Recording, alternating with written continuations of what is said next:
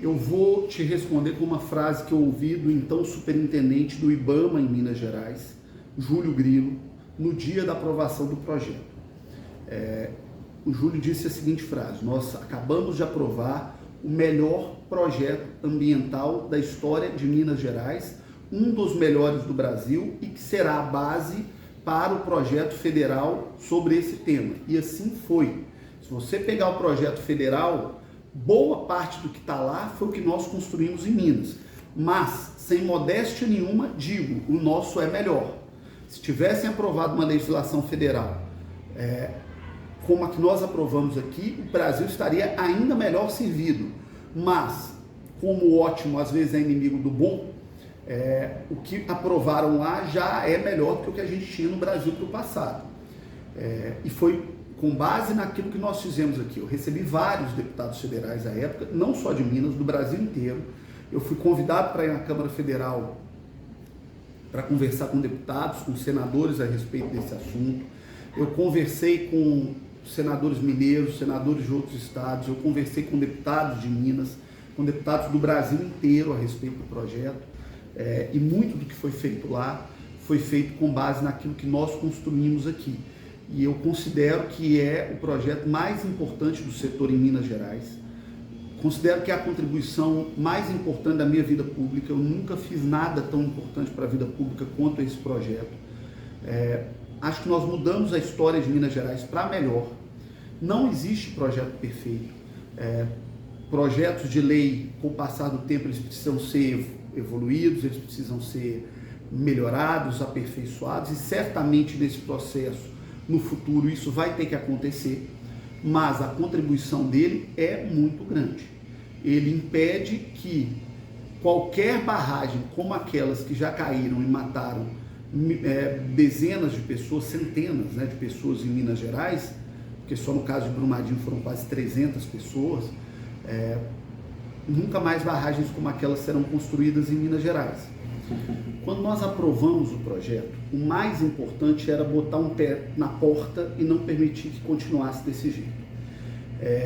E não tinha um consenso técnico do prazo para descomissionamento de barragem. Nós sentávamos à mesa para discutir e se ouvia técnico dizendo o seguinte: olha, tem barragem que dá para se fazer o processo com 3, 4, 5 anos. Tem barragem que você vai demorar 15 anos para fazer o descomissionamento. Então não era uma coisa matemática que você falasse, vamos colocar na lei tal data, X dias, porque cada barragem é uma realidade. Você tem barragem com volume, você tem barragem com volume 100 vezes maior. E não dava para especificar isso em processo legal, isso precisava ser regulamentado. Então nós decidimos de colocar um prazo curto, para quê? Para que se pressionasse, para que fosse buscada uma regulamentação que resolvesse. E foi isso que o Ministério Público fez depois, acho que de maneira responsável, respeitando tempos técnicos mais criteriosos, inclusive para se garantir a segurança. Porque não adianta você pegar uma barragem que tecnicamente você precisa ali de um trabalho de 5, 6, 8, 10 anos para descomissionar e falar descomissiona com 1. Porque vai dar errado e o risco de um acidente é muito grave. Então, sei que aconteceram críticas à época ao processo, mas eu acho que a postura do Ministério Público foi responsável, acho que o Ministério Público fez a escolha correta. Eu sempre digo isso, nós estamos livres de qualquer risco? Não estamos, porque você não resolve do dia para a noite um problema de 100 anos. Nós vamos levar aí 20 anos para que Minas Gerais, se for tudo cumprido, esteja livre de qualquer risco. Ainda há pontos que precisam ser aplicados da lei, em especial de uma fiscalização mais forte, de um fortalecimento de uma política pública de fiscalização, a questão do calção, que até hoje não foi regulamentada pelo governo e que é muito importante, para que em tragédias ou em crimes, como nós já tivemos em Minas Gerais, o Estado tenha onde recorrer e não fique esperando para poder implementar políticas de mitigação, como aconteceu no passado.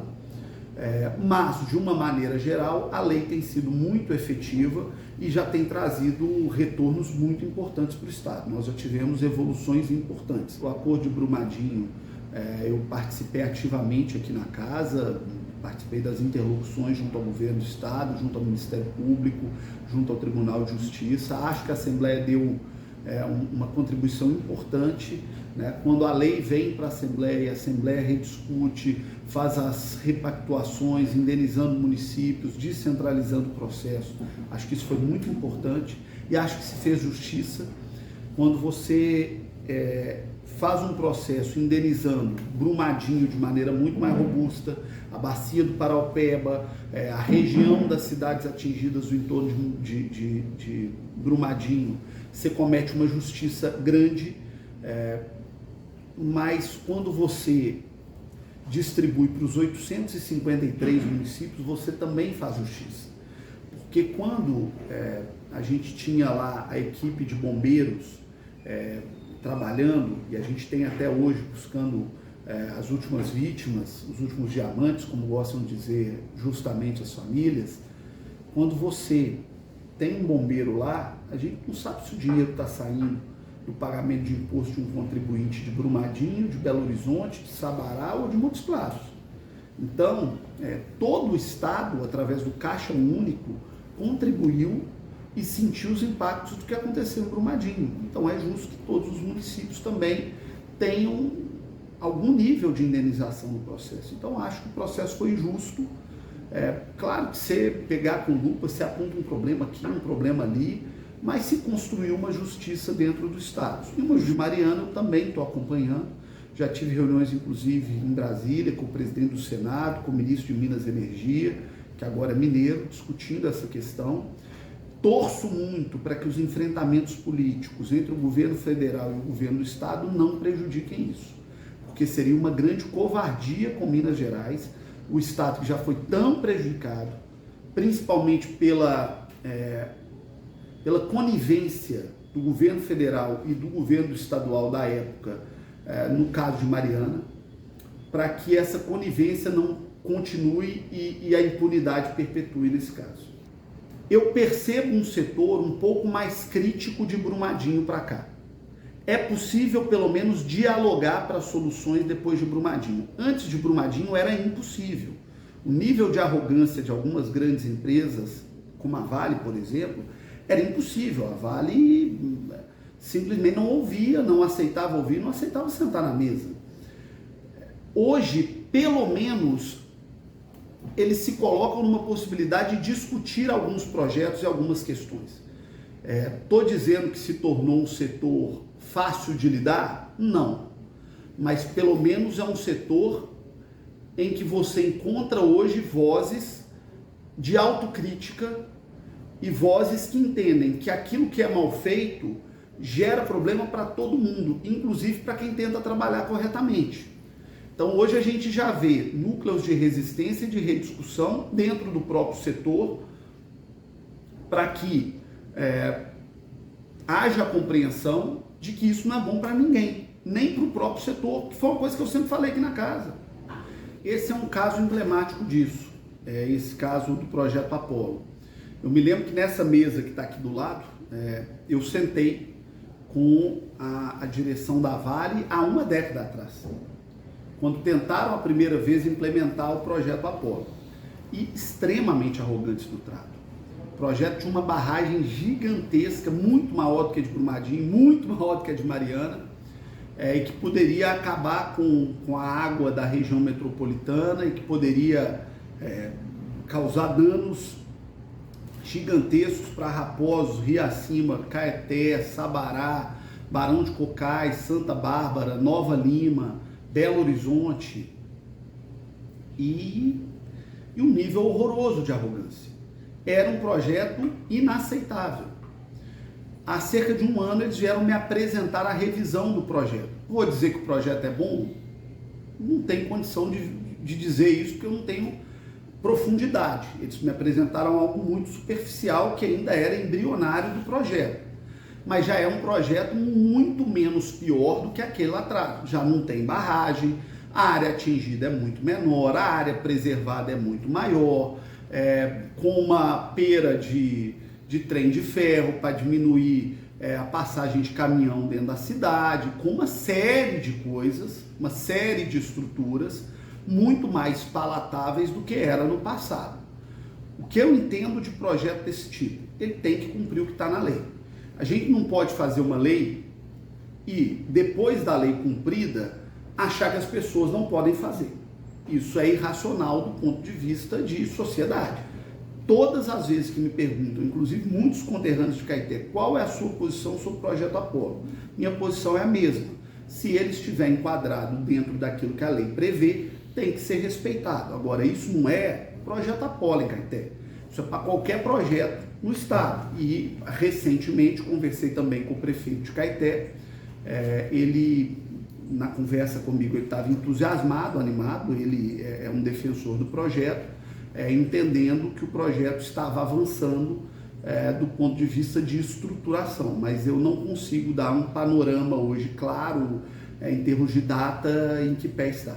Eu acho que a Serra do Curral é algo que deve ser intocável. O patrimônio de Belo Horizonte é um patrimônio de Minas Gerais, é um cartão postal da cidade, é algo que tem que ser tratado com muito zelo e com muita responsabilidade.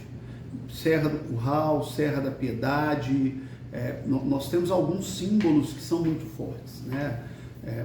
Você não vê ninguém falando em minerar o Pão de Açúcar, né? O Corcovado no Rio de Janeiro. Então não dá para a gente falar em minerar a Serra do Curral. É um patrimônio, um símbolo da nossa cidade, está na bandeira de Belo Horizonte. Acho que Belo Horizonte perdeu muito, porque foi um governo muito ruim, o governo do Calil. E a falta de possibilidade de aprofundar um debate sobre a cidade fez muito mal para a cidade. O governo Calil foi ruim. E a cidade colhe muitos problemas de um governo tão ruim quanto foi o dele. Mas digo isso respeitando o resultado da eleição, respeitando o que as pessoas escolheram. E com o sentimento de que fiz o melhor que eu pude, que tentei levar ideias, apresentei propostas, fiz uma campanha de bom nível, não fiz uma campanha no esgoto como tinha sido aquela campanha anterior de 2016. E política é assim, você ganha, você perde e você segue adiante. Perdi aquela, 2 anos depois ganhei uma de deputado e vamos em frente. Para o ano que vem não sei o que vai ser. Não está nos meus planos hoje, eu não me considero um pré-candidato a prefeito. E acho que esse tipo de coisa não cai do céu, você tem que construir. Candidatura majoritária, você tem que construir, é fruto de construção. Eu estou em outros projetos no momento, estou muito dedicado ao meu mandato de deputado e aos projetos que eu tenho na Itatiaia e na CNN. Então não está nos meus planos, não está nos meus projetos. Mas a gente sabe, eu principalmente como cristão, que acima dos nossos projetos estão os desígnios de Deus. Então, dizer que eu não serei candidato, não vou dizer. Mas dizer que eu estou trabalhando para ser, também não estou.